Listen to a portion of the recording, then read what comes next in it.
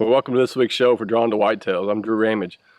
On this week's show, we're going to continue to talk about some stands, and specifically about the adjustment of a stand based off past observation. Ted Allen and I adjusted the stand this past weekend based off what we'd observed last year and the years prior to that. The stand access wasn't the greatest, so we have adjusted it about 100 yards down from where it was on this creek. And we've got great entry and exit to this stand, plus based off the observations we've had in the past where these deer like to kind of mill in this soybean field, we're going to be right in the action when they come out of a bedroom. They should come right in front of us and hopefully present us with a shot this coming fall. But the meat of this show is going to be Jeremy Case on one of his locations. Josh and Jeremy are going to go back into a place that they had hunted, and you may remember this from November 7th of last year, and they've adjusted this to make this stand just that much better for this year. So let's join them right now and see what they're doing on this stand to make it better for the coming year.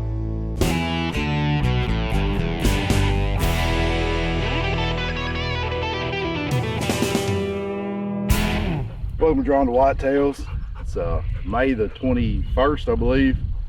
Like our slogan says, the season never ends. We're out here. It's about 8 o'clock in the morning. Me and got Josh and Daisy with us. We're gonna cover probably 3 subjects today on mine and Josh's spot. This is one of our farms that we hunted a lot last year, actually.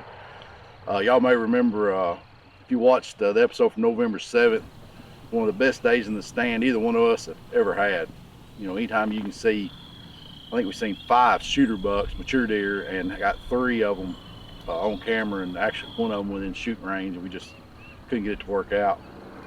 But this is one of those spots that's really involved. It's a small farm, less than 100 acres, but we come in here last year and we done a poor man's plot. Got about a half-acre food plot behind me, clover. It's big and beastie last year, and I frost seeded it and done all that this year and got it into a good stand of clover.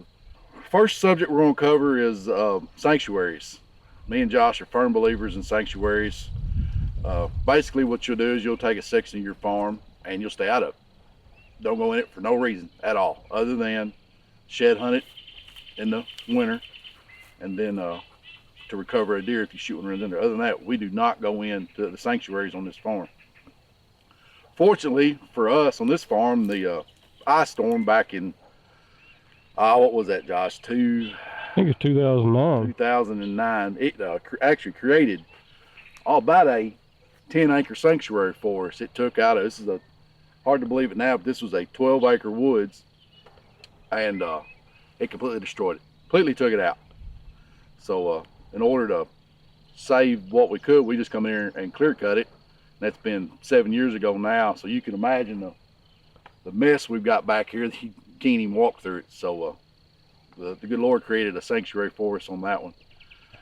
So that's our thoughts on that. We firmly believe in them, and if you'll see some of our prior footage from last year, you probably believe it too. The second subject is we covered it last week, entry and exit. Josh got it on video, how we slip into this particular stand. We come down an old logging road and then drop off into a ditch. We cleared them off last year. And I know I personally have slipped into this stand with deer actually in the field, and they never knew it. And out the same way, deer in the field, and we slip out and they never know we're here.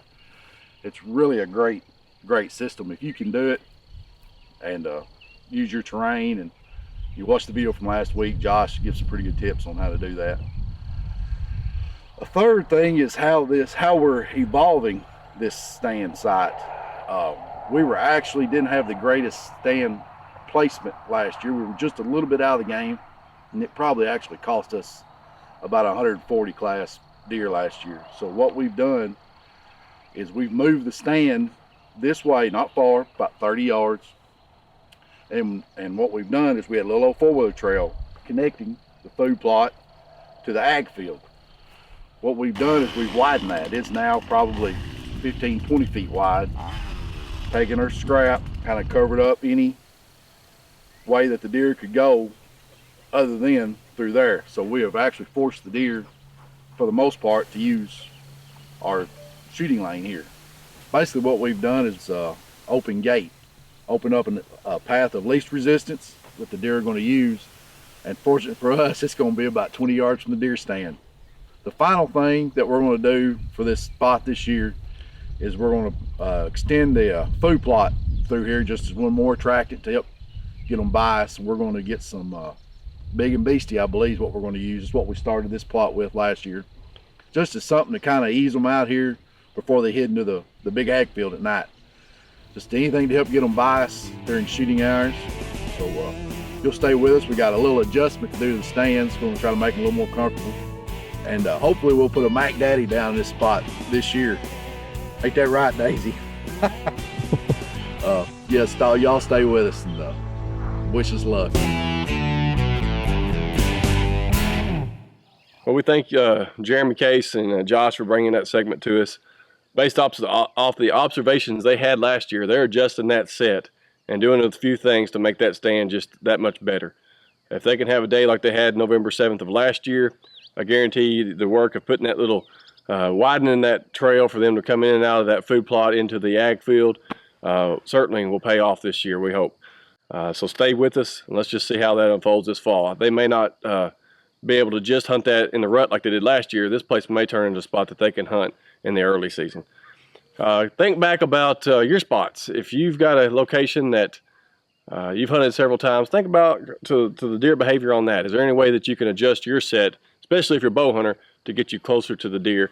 Or maybe look at your entry and exit so you can get in there undetected and be able to hunt that stand more often to get you a better opportunity at a deer.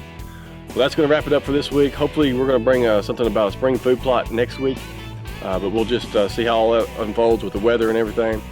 But we appreciate you joining us, and as we always say, the season never ends. Thank you.